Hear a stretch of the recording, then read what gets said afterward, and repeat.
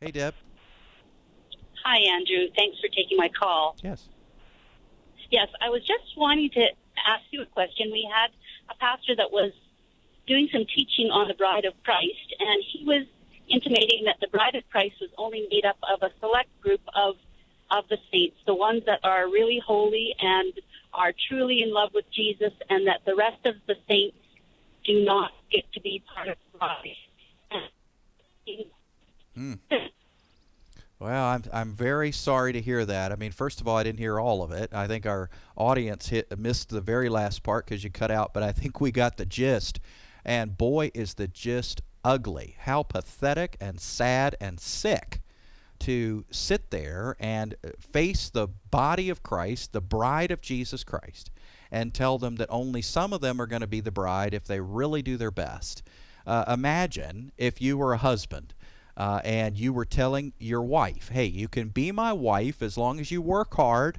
You can be my wife as long as you do your part and exert the energy you need and impress me enough. And I've got this chart over here, and I'm going to put little stars on it. And as long as you do your part, you can be the bride of Christ. Well, again, sick, sad, pathetic. Romans chapter 7 says this: we died to the law, this is verse 4, so that we might be joined to another. Do you know what that word joined is about there? It's about marriage.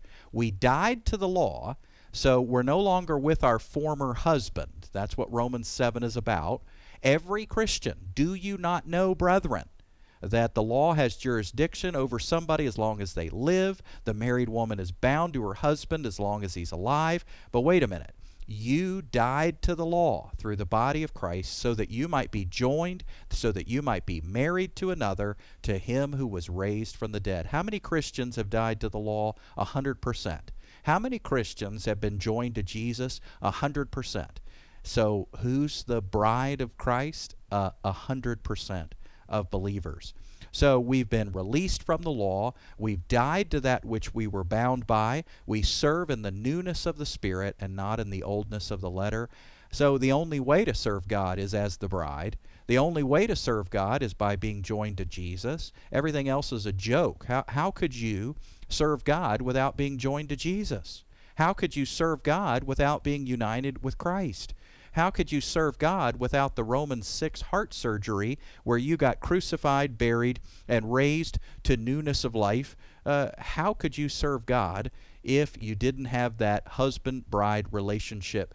Anyone who has joined themselves to the Lord is one spirit with him. That's what Paul wrote to the Corinthian church. Anybody who has joined himself to the Lord, one spirit with him. You know what that joined means? Well, it's actually an analogy there. It says anyone who physically joins themselves to a prostitute is one flesh with her.